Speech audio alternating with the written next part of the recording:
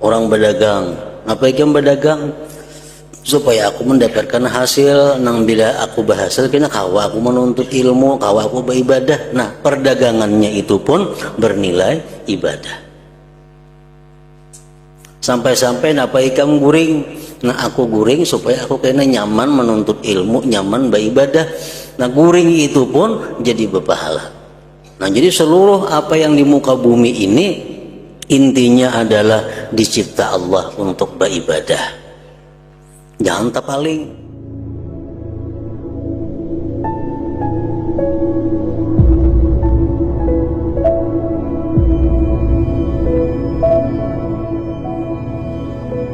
Bismillahirrahmanirrahim. Alhamdulillahi rabbil alamin. Wa bihi nasta'in ala umuri dunya waddin. Wassalatu wassalamu ala asyrafil anbiya wal mursalin.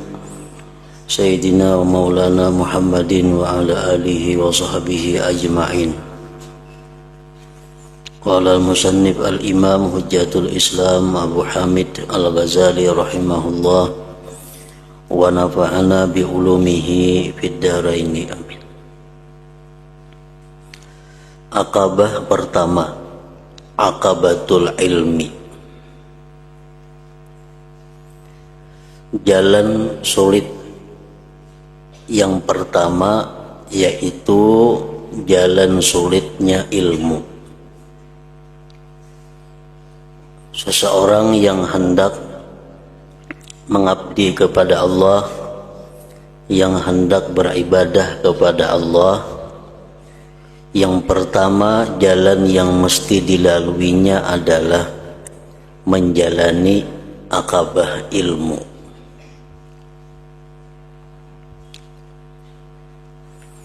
Aku hendak menerangkan aqabah ilmu ini. Mudah-mudahan Allah memberi taufik kepadaku. Wahai saudaraku yang ingin selamat dan hendak beribadah, terlebih dahulu Anda harus mencari ilmu. Karena ilmu itulah pokok ibadah.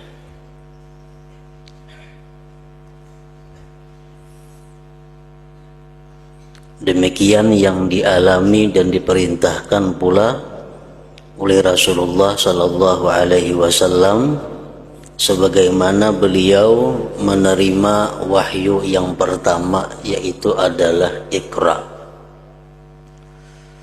Nah, beliau menerima wahyu yang pertama Iqra itu artinya baca ulihmu. Baca ulihmu itu menunjukkan kepada ilmu. Jadi Rasulullah kada diperintahkan sembahyang pertama-tama, kada diperintahkan puasa, kada diperintahkan zakat, kada diperintahkan haji, kada diperintahkan ibadah-ibadah yang lain selain daripada ilmu. Nah, berapa tahun Iqra itu sampai ada ibadah salat puluhan tahun. Jadi puluhan tahun hanya ada perintah sembahyang 5 waktu.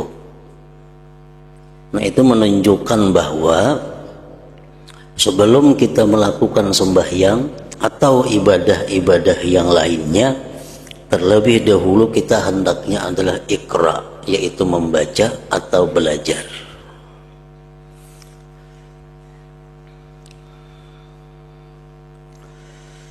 Terlebih dahulu Anda harus mencari ilmu. Karena ilmu itulah pokok ibadah. Dasarnya ibadah.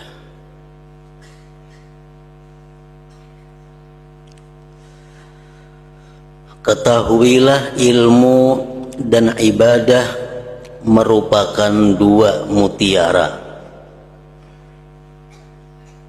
yang menyebabkan adanya apa yang Anda lihat dan Anda dengar.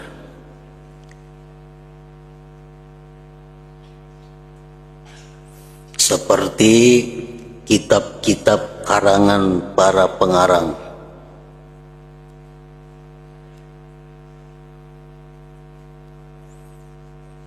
pengajaran para pengajar, fatwa para pemberi fatwa, dan renungan para pemikir. Itu semuanya adalah ilmu dan ibadah. Karena ilmu dan ibadahlah adanya kitab yang kita baca ini. Karena urusan ilmu dan ibadah adanya fatwa-fatwa ulama. Bahkan lantaran ilmu dan ibadah, kitab suci diturunkan.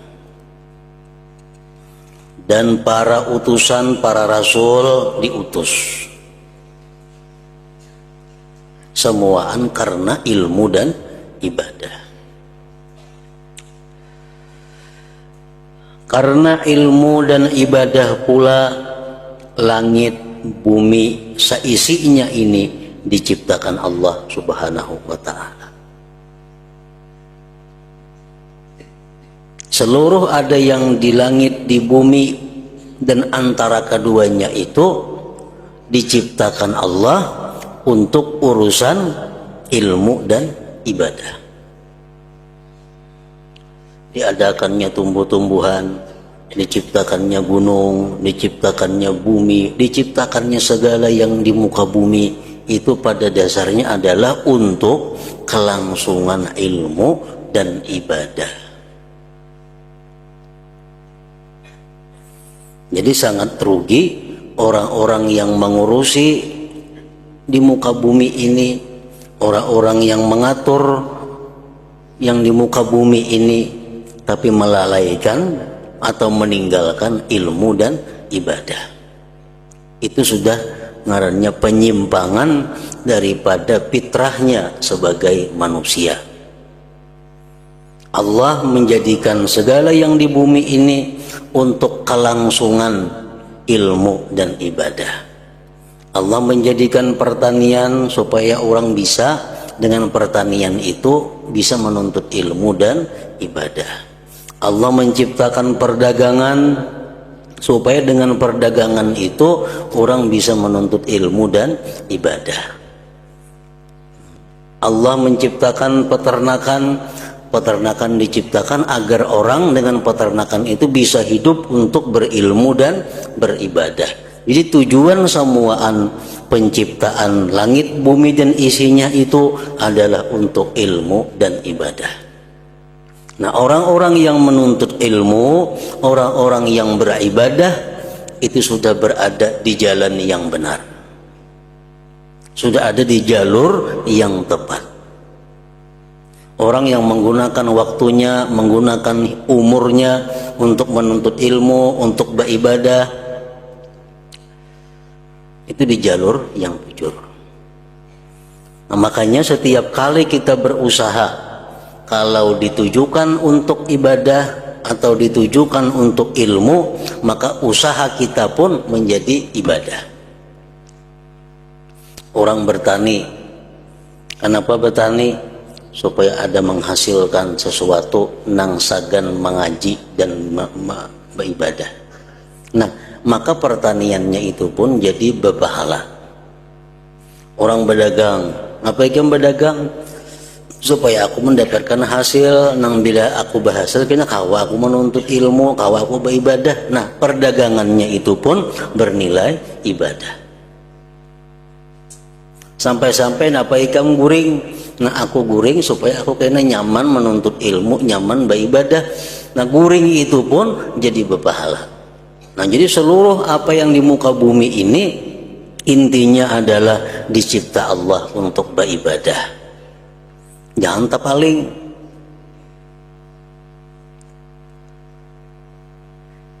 Bila dibalik, ia artinya menyalahi fitrah. Dengan guring, tak tinggal beribadah, tak tinggal belajar. Itu artinya hidup untuk guring. Akibat guring beribadah kada, belajar kada, nyita guringan, berarti ini di jalur nang salah. Allah menciptakan ini bukan untuk guring, ada inya kada untuk guring. Orang nang sibuk bertani, sibuk beternak, sibuk bermacam-macam, kada kabar lagi beribadah, kada kabar lagi nuntut ilmu, ini ngarannya membalik keadaan. Terbalik keadaannya. Mengorbankan nang sebenarnya untuk mendapatkan sesuatu nang sementara. Karena ilmu dan ibadah pula langit, bumi, seisinya, dan ini diciptakan oleh Allah Subhanahu wa ta'ala. Salah satu pengertian maksud yang terkandung dalam ihdinas siratal mustaqim. Setiap hari kita minta kepada Allah, berapa kali sehari kita ihdinas siratal mustaqim, tunjukilah kami ke jalan yang lurus. Maksudnya apa? Tunjukilah kami supaya hidup ini di jalur yang benar, supaya di jalan yang lurus. Jalan yang lurus itu jalan kayak apa? Jalan di mana hidup kita sesuai dengan fitrah kejadian kita. Kejadian kita untuk apa? Untuk urusan ilmu dan ibadah. Allah kada melarang kita guring, kada melarang makan, kada melarang kawin, kada melarang berusaha, asalkan tujuannya untuk ilmu dan ibadah. Makanya dosanya sangat besar orang nang beribadah atau nuntut ilmu tujuan untuk mendapatkan dunia, dosanya sangat besar. Orang menuntut ilmu, beribadah tujuannya untuk mendapatkan dunia, diancam ancaman yang keras. Kenapa? Memutarbalikkan keadaan sebenarnya, memalingkan apa yang dikehendaki oleh Allah. Orang menuntut ilmu karena mencari kedudukan, mencari harta, ancamannya neraka. Orang yang sembahyang, beribadah, tapi tujuannya untuk selain Allah, tujuannya untuk mendapatkan dunia, hukumannya berat di sisi Allah. Kenapa? Karena ini kada di siratal mustaqim, kada di jalan yang lurus. Jadi beruntung, berbahagia, bersyukur, berbangga orang-orang yang hidup menuntut ilmu dan ibadah, karena dia berada di jalan yang lurus. Renungkanlah dua ayat dalam kitab Allah berikut. Firman Allah Ta'ala, Allahul ladzi khalaqa sab'a samawati wa minal ardi mithlahun yatanazzalul amru bainahun lita'lamu anna Allah ala kulli syai'in qadir wa anna Allah qad ahata bi kulli syai'in ilma. Artinya, Allah adalah zat yang menciptakan langit 7 lapis dan semua yang ada di bumi yang juga 7 lapis. Ketetapan Allah selalu turun, qada dan qadar Allah selalu turun di antara langit bumi yang 7 itu, supaya kalian mengetahui. Supaya kalian mengetahui, supaya kalian berilmu bahwa Allah Ta'ala itu kuasa mengadakan apa saja yang dikehendaki, dan supaya kalian mengetahui bahwa Allah Ta'ala itu maha mengetahui segala apa saja yang terjadi. Nah, ini adalah ayat urusannya ilmu. Allah menciptakan langit, menciptakan bumi 7 lapis. Supaya apa? Supaya kalian tuh mengetahui bahwa itu adalah ciptaan Allah. Cukuplah ayat ini sebagai dalil atas kemuliaan ilmu. Lebih-lebih ilmu tauhid, ilmu yang berhubungan dengan pengenalan kepada Allah Subhanahu wa ta'ala, mengesahkannya.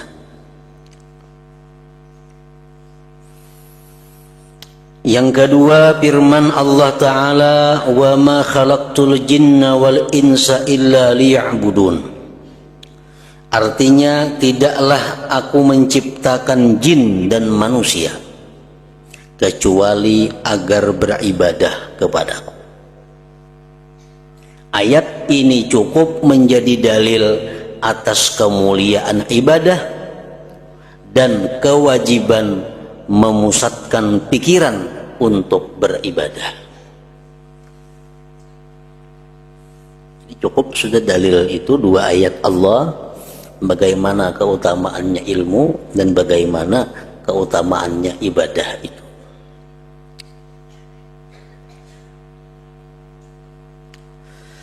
Betapa hebat dua perkara itu, ilmu dan ibadah. Keduanya, ilmu dan ibadah, adalah tujuan penciptaan dunia dan akhirat. Allah menciptakan dunia dan akhirat karena ilmu dan ibadah. Karena itu hamba seperti kita ini sayogianya semestinya hanya disibukkan dengan ilmu dan ibadah. Hanya memayahkan diri sendiri demi ilmu dan ibadah, serta hanya memikirkan ilmu dan ibadah. Itu intinya. Allah kada melarang tadi kita bekerja, kita apapun nang halal, Allah kada melarang, asalkan tujuannya itu untuk ibadah. Orang berusaha, sama usahanya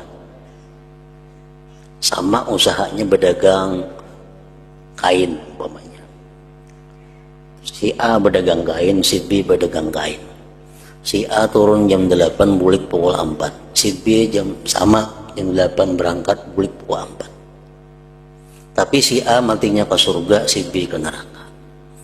Kenapa sebabnya? Karena walaupun usahanya sama tapi tujuannya lain. Si A ini berdagang tujuannya untuk ibadah, sedangkan si B ini berdagang tujuannya untuk mengumpulkan harta kekayaan dunia.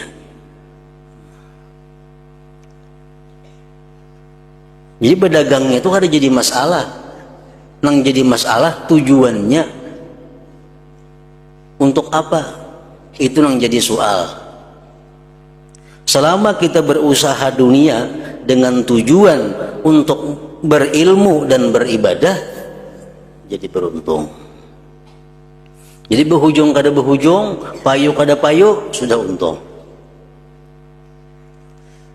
Kita turun hari ini ke toko, turun hari ini ke sawah, turun hari ini menurih, tujuan ulihan hari ini, keuntungan hari ini, sebagian untuk menafkahi keluarga anak bini, sebahagian menafkahkan untuk silaturahmi, memberi keluarga atau orang tua nang kada mampu, sebahagian keuntungan yang kudapatkan hari ini untuk membantu anak yatim, sebagian keuntungan usahaku hari ini akan kugunakan untuk membangun sarana-sarana Islam, masjid, pesantren, madrasah. Turun ini ke toko. Nah ini sudah orang ini berusaha, niatnya sudah ibadah. Di toko payu kada payu, bulik sudah membawa pahala. Bulik sudah membawa pahala. Kayaknya kamarian berapa hasil dagangan, berapa payunya, sesuaikan lawan niat. Nah, ini modalnya, ini untungnya untuk ini sekian tadi. Ini untuk ini berdagang demikian tiap hari. Kalau berdagang macam itu, berdagang ngarannya fisabilillah. Mati fisabilillah. Asal niatnya macam itu. Niatnya macam itu. Aku berdagang hari ini, keuntungan yang ku dapat hari ini sekian persen untuk memberi makan anak buah, sekian persen untuk memberi makan diriku sendiri, keperluanku, sekian persen untuk keluarga yang kada mampu, sekian persen untuk agama Islam, sekian. Nah, itu sudah setiap langkah yang ia ayunkan katuko, langkah ibadah. Mati tengah jalan, mati fisabilillah. Payu kada payu, pahalanya kada kurang. Nah, ini orang sudah beruntung. Kalau nya kada berniat, mati rahatan mencari dunia. Apalagi niatnya sudah kada baik, kada berniat saja sudah kada baik, apalagi niatnya kada baik. Nah, jadi itu gunanya ilmu. Bila berilmu tahu macam itu.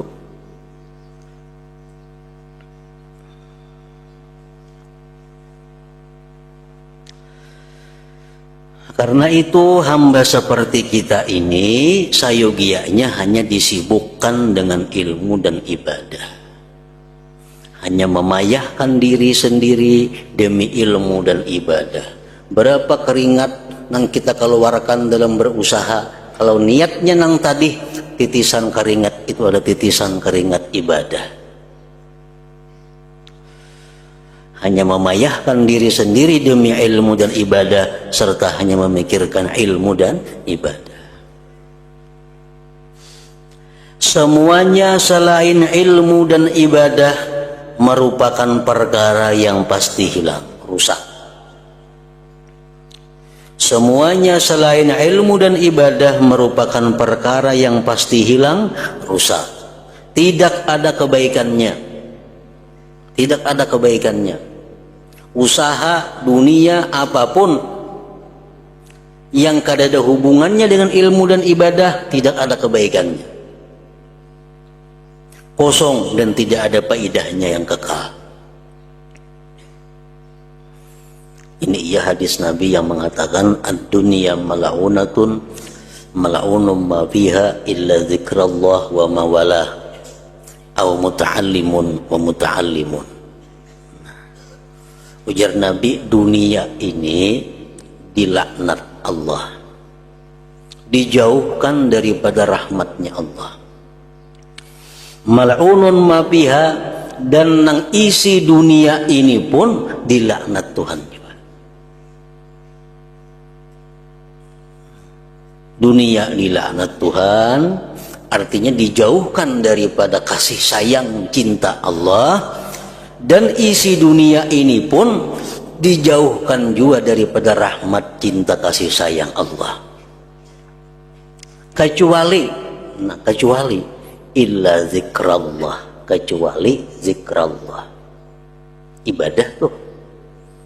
Kecuali ibadah. Wa mawalahu, dan yang mengiringi ibadah. Usaha yang diniatkan untuk ibadah. Itu kecuali itu.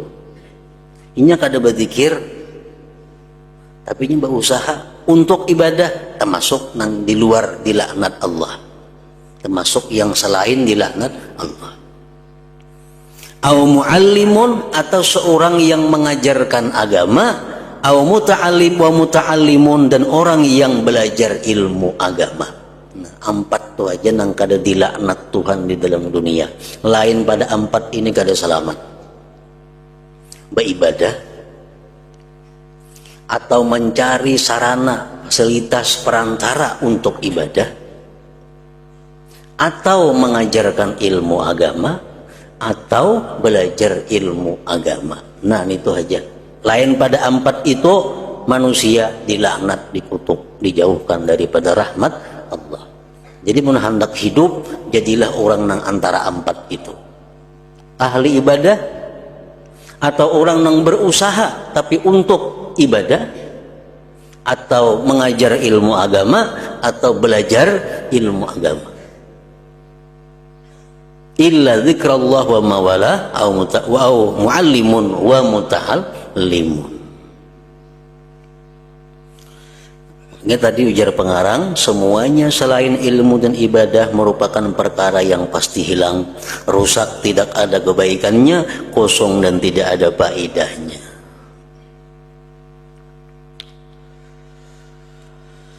apabila Anda telah mengerti hal tersebut, maka ketahuilah bahwa ilmu itu lebih mulia dan lebih utama daripada ibadah. Karena ilmu itu pokoknya, ilmu dasarnya, ilmu itu orang tuanya, ibadah anaknya. Maka ketahuilah bahwa ilmu itu lebih mulia dan lebih utama daripada ibadah. Itulah sebabnya Rasulullah Shallallahu Alaihi Wasallam bersabda, Inna fadlal alim alal abid kapadli ala adna rajulin min ummati. Artinya sesungguhnya keutamaan orang yang berilmu dibandingkan dengan ahli ibadah itu bagaikan keutamaan diriku dibandingkan dengan lelaki paling hina dari umat. Inya ini menuntut ilmu, inya ini mempunyai ilmu alim. Artinya apa? Mempunyai ilmu lebih daripada sekedar ibadah yang diperlukannya. Inya beribadah juga, cuma lebih banyak urusan ilmu yang digelutinya. Ilmu agama. Ada yang saya kuni ibadah melulu. Ada je bisi ilmu, cuma ilmu sekadar inya kau beribadah. Nyembah ilmu, ilmu tentang masalah wudu, ilmu mandi janabah, ilmu sembahyang, ilmunya puasa, ilmunya haji. Nyembah ilmu itu. Cuma untuk ilmu-ilmu urusan lain inya kada sempat nyembah ibadah aja. Ada yang saya kong ini ibadahnya kada seberapa, cuma ilmu nang diperkuatnya. Ini bukan hanya bisa mengenai ilmu masalah sembahyang, puasa, zakat, haji, tapi ini bisa ilmu tentang jual beli, ilmu tentang pernikahan, ilmu tentang muamalah, ilmu tentang jinayat, macam-macam. Menguasai ilmu-ilmu itu. Nah, manusia yang punya ilmu banyak ini lebih tinggi nilainya daripada orang yang hanya hidup melulu beribadah. Sesungguhnya keutamaan orang berilmu dibandingkan dengan ahli ibadah itu bagaikan keutamaan diriku, ujar Nabi, dibandingkan dengan lelaki paling hina daripada umatku. Beliau juga bersabda, nadharatun ilal alim ahabbu ilayya min ibadati sanatin siyamiha wa qiyamiha. Keutamaan ilmu artinya memandang wajah orang alim karena inya ada punya ilmu. Memandang wajah orang alim, orang yang berilmu sekali pandang. Dalam syarahnya disebutkan pandang senang, pandangan ketujuh, lain pandangan muar. Memandang wajah orang alim dengan pandangan ketujuh sekali adalah lebih aku sukai, ujar Nabi, daripada beribadah setahun, puasa dan salat malam selama setahun. Kenapa? Karena kemuliaan ilmu itu. Kemuliaan ilmu, padahal orangnya sama. Orangnya lawan bisi sama aja manusianya. Cuma karena ini punya ilmu, ada kemuliaannya.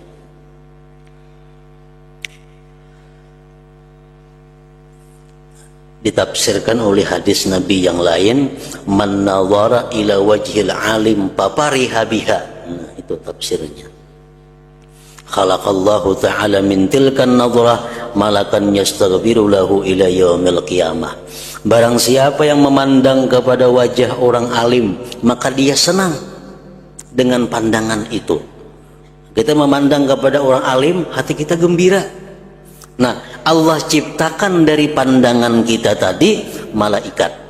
Nang diberi tugas oleh Allah, malaikat itu khusus memintakan ampun kita kepada Allah sampai hari kiamat. Memandang orang alim, hati senang. Nah, itu artinya. Papariha biha.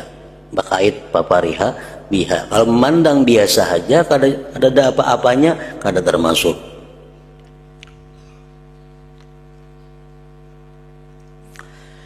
Rasulullah pernah pula bertanya kepada para sahabat beliau, tidak inginkah kalian aku tunjukkan ahli surga yang paling mulia? Para sahabat menjawab, tentu saja kami ingin ya Rasulullah. Rasulullah bersabda, hum ulama'u ummati, mereka adalah ulama yang mengamalkan ilmu mereka dari umat.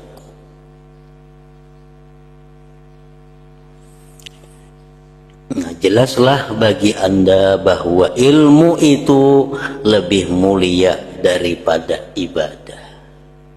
Ilmu lebih mulia daripada ibadah. Meskipun begitu, hamba harus beribadah. Hamba harus beribadah selain berilmu. Jika ia tidak mau beribadah, maka ilmunya sama dengan debu yang bertaburan. Artinya apa? Ilmunya kada bermanfaat. Sebab kedudukan ilmu bagaikan pohon, sedangkan ibadah bagaikan buah pohon tersebut. Kemuliaan tentu menjadi milik pohon, karena pohon merupakan asal. Tetapi pohon itu tidak ada gunanya kalau tanpa buah. Orang menanam pohon itu mengunting buah. Bila demikian, teranglah bahwa hamba tidak bisa lepas dari ilmu dan ibadah.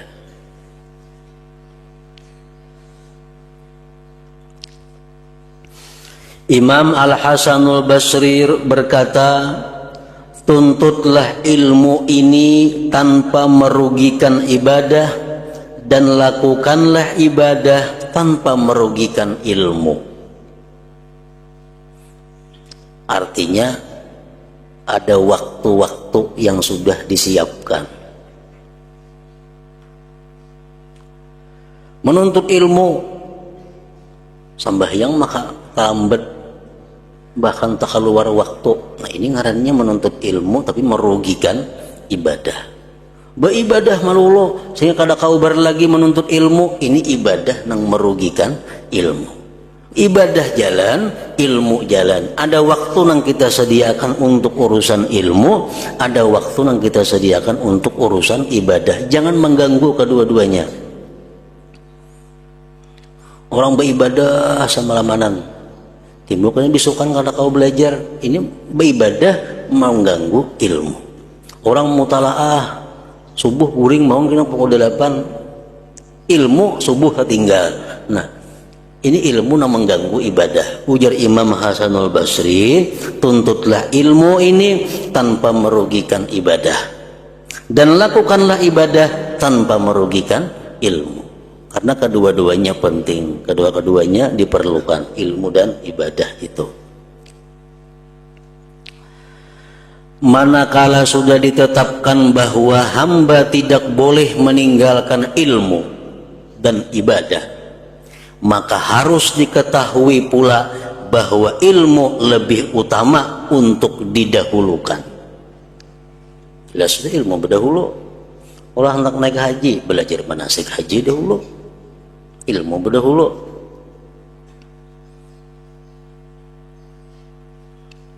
Sebagaimana syair, wa kullu man bighairi ilmin ya'malu a'maluhu mardudatun la tuqbalu.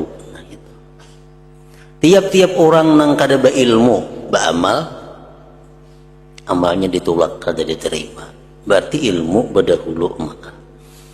Wa kullu man bighairi ilmin ya'malu a'maluhu mardudatun la tuqbalu.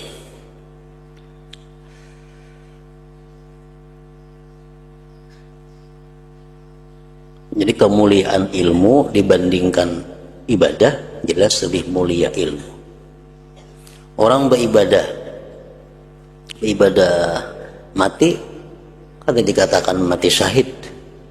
Tapi kalau orang menuntut ilmu, nah menuntut ilmu matinya mati syahid. Orang tuh pekerjaannya menuntut ilmu. Arti menuntut ilmu tuh muallim au muta'allim. Jadi talibul ilim, talibul ilm itu yashmalu mualliman wa muta'alliman. Penuntut ilmu itu mencakup pengajar dan pelajar. Orang yang hidupnya itu adalah pengajar dan pelajar, mati syahid. Itu salah satu kemuliaan ilmu. Ilmu merupakan asal dan menjadi petunjuk benar bagi ibadah. Oleh sebab itu Rasulullah sallallahu alaihi wasallam bersabda, al ilmu imamul amal. Imam bacaannya imamul amal wal amalu tabi'uhu.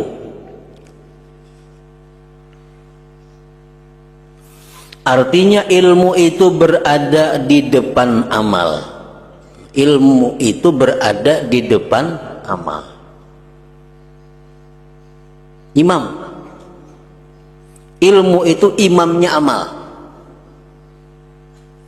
Bila ilmunya rusak, otomatis amalnya rusak. Orang menuntut ilmu, ilmu nang salah, gawiannya salah tuh kayaknya.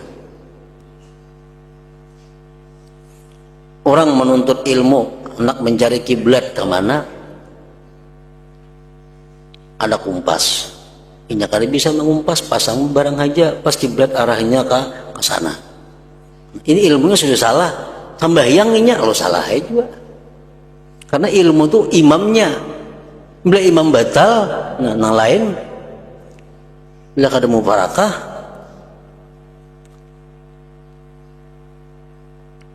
Jadi ilmu itu adalah berada di depan amal. Sedangkan amal harus mengikuti ilmu. Ilmu menjadi asal yang diikuti dan wajib didahulukan atas ibadah hanyalah lantaran dua hal. Kenapa ilmu dijadikan asal, didahulukan daripada ibadah? Karena dua alasan. Satu, supaya Anda bisa menghasilkan ibadah yang selamat dan benar.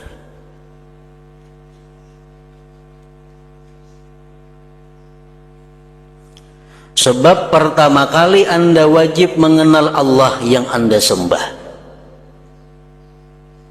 Awaluddin ma'rifatullah.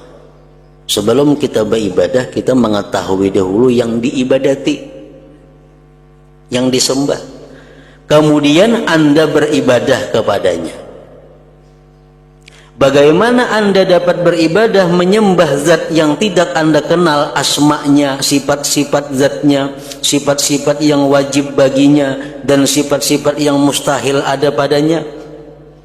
Boleh jadi Anda mempunyai keyakinan yang menyimpang dari kebenaran mengenai zat dan sifatnya, sehingga mengakibatkan ibadah Anda menjadi seperti debu yang berterbangan.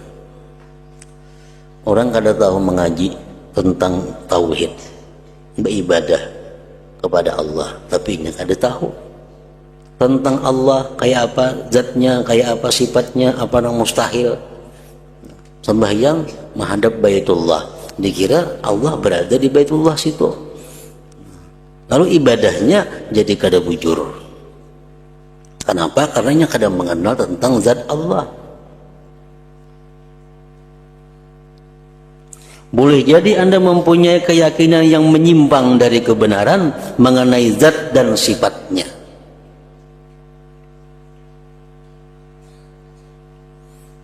Sehingga mengakibatkan ibadah Anda menjadi seperti debu yang berterbangan.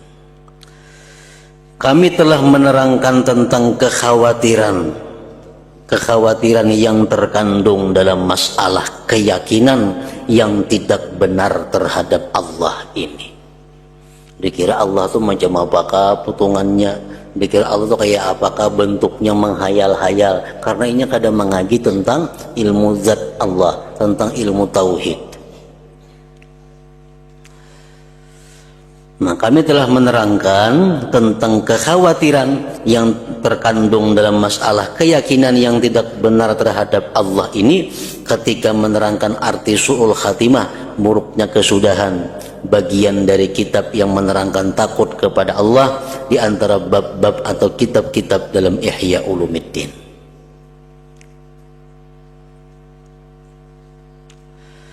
Kemudian Anda wajib mengetahui apa yang harus Anda lakukan,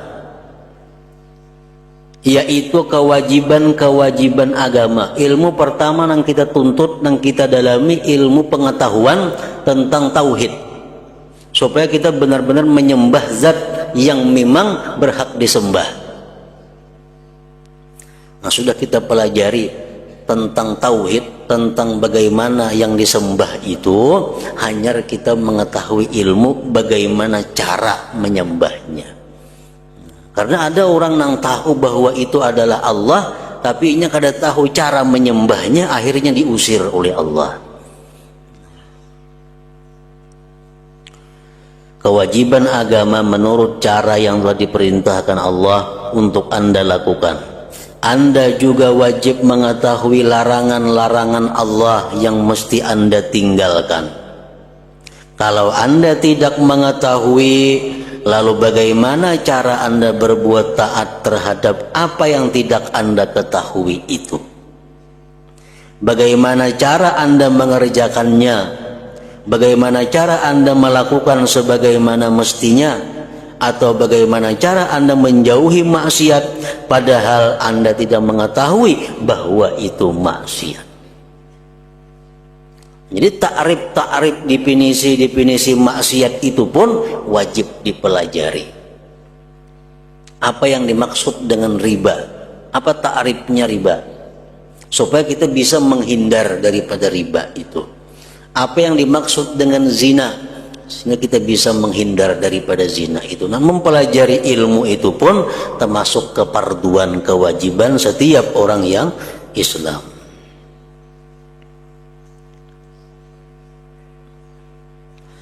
Jadi ibadah-ibadah menurut agama Islam seperti bersuci, salat, puasa, dan sebagainya, wajib Anda ketahui hukum-hukumnya dan syarat-syaratnya supaya Anda dapat melaksanakannya dengan benar. Karena puasa itu ada yang wajib, puasa ada yang sunat, puasa ada yang haram.